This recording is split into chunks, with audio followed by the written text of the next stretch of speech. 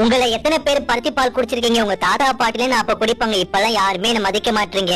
நீ ரொம்பவே டேஸ்டா இருப்ப, உன்னை பாக்கும்போது ஓல்டு மெமரிஸ் எல்லாம் வருது. சரி, உன்னை பத்தி சொல்லு.